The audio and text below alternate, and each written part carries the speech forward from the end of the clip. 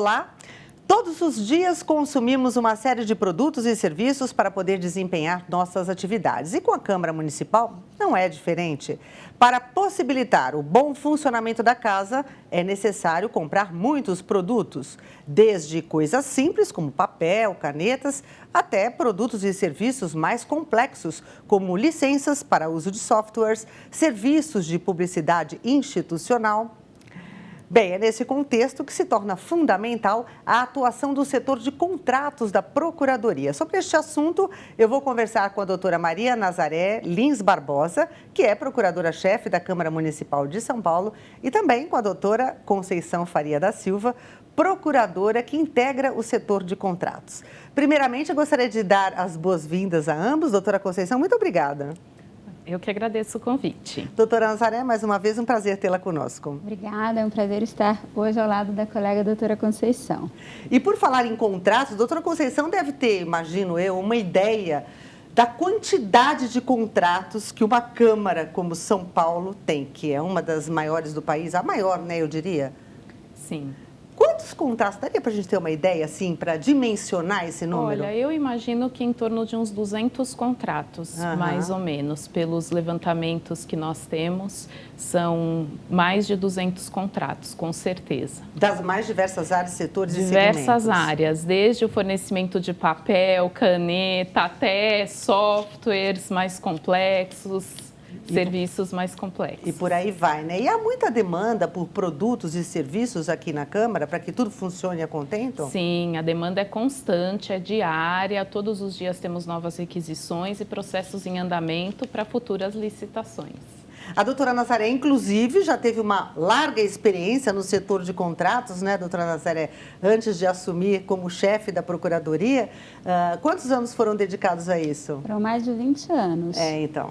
À época, quando eu ingressei na Câmara, em 1992, a Procuradoria ainda não estava tão bem institucionalizada e toda essa área, na verdade, ficava sob os meus cuidados, né? E com o tempo a Câmara foi se profissionalizando, incrementando, e hoje nós temos um setor que não é só contratos, é contratos e licitações.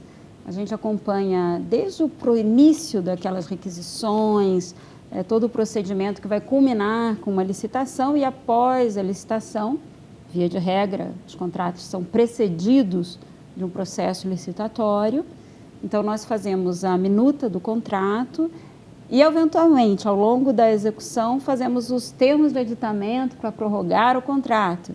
Então, são realmente quase, ou mais até de 200 contratos, mas em torno a cada contrato existem vários pareceres, seja previamente à elaboração do contrato, seja posteriormente ao longo da sua execução. Então, é um setor muitíssimo demandado na casa. São várias questões que a gente pode abordar hoje aqui com relação a esse setor que eu diria que é a base para que tudo funcione aqui, né? Porque sem uma caneta, ninguém pode assinar, por exemplo, um documento no plenário, por exemplo, né? Quer dizer, você tem que ter disponível isso agora, então, né, doutora Nazaré? Precisa ter muito álcool em gel também, Sim, né? Então, compras. é preciso comprar álcool em gel. E assim por diante, né? Tem o café que é servido.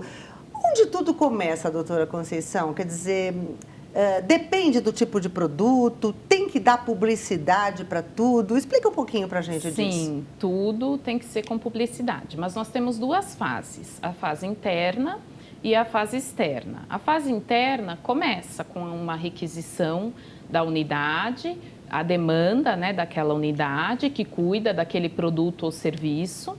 E depois tem toda uma fase interna, pesquisa de preços para se obter uma média de mercado, verificar se tem recursos orçamentários para aquilo, autorização da mesa para contratar, ou se for uma dispensa de licitação do secretário-geral administrativo, que ele tem essa competência delegada pela mesa. E depois vem a fase externa, tanto na dispensa de licitação como nas licitações em si. Hoje os sistemas são eletrônicos, mas a tudo é dado publicidade. Na dispensa de licitação, a publicidade ela é menor, então ela é no portal da Câmara. somente, e depois, quando tem a conclusão dessa dispensa, aí é publicado todo um resumo dessas dispensas mensalmente. Tem uma legislação que prevê isso, não é? Em relação às dispensas em razão do valor, né? Em razão do valor, exatamente, certo. Em razão do valor. E em relação quando o valor é pequeno, aí não há necessidade, exatamente, é até um limite, existe um limite legal para esse valor, né? Então, o valor hoje é 17.600. Temos uma lei federal que aumentou esse limite para R$50 mil, mas é somente válido até o final deste ano, em razão da pandemia.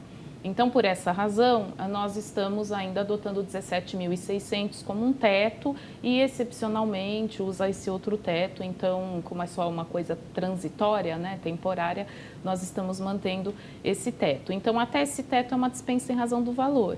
E existe uma publicidade posterior. No caso de uma licitação, a maioria das nossas licitações hoje são pregões, porque a maioria dos objetos são comuns, não necessariamente simples, mas são comuns, porque ele pode ser complexo sem ser, e ser comum também, de acordo com uma regra de mercado.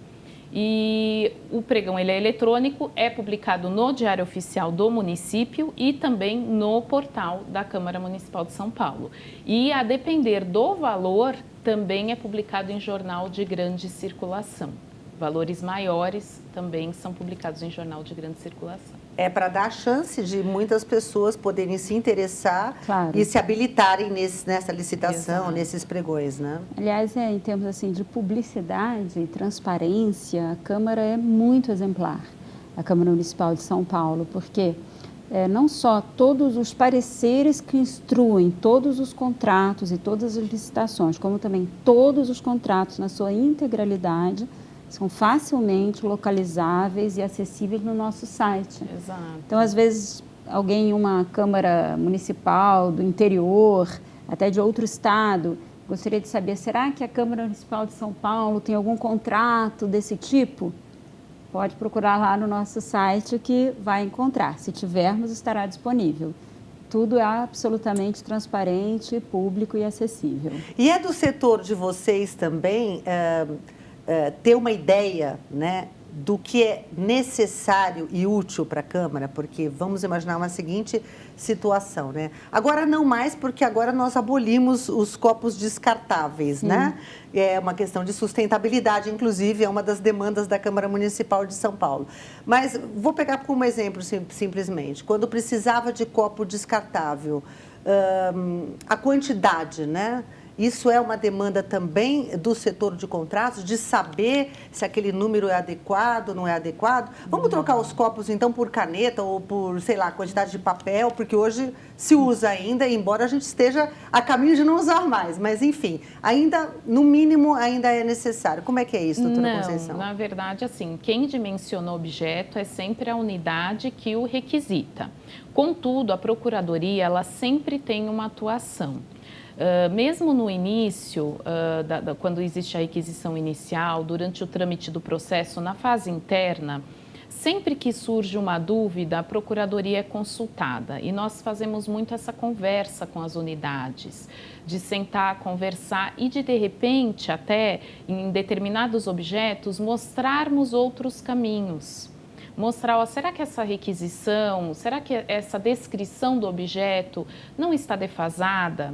Será que ela não poderia ser melhorada? Será que está de acordo com as melhores práticas? Hoje se fala muito em melhores práticas em matéria de licitações e contratos.